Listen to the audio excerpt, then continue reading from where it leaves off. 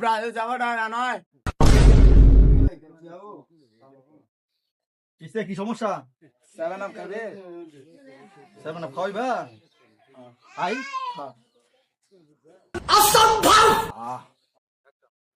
High দিছে না? এই খাইতেছ? ভাই 7 আপ তো খাইছস, একটা বিড়ি খাওয়াবি?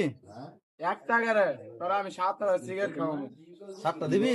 তাহলে তো আরো বালা দে, 7টা দে।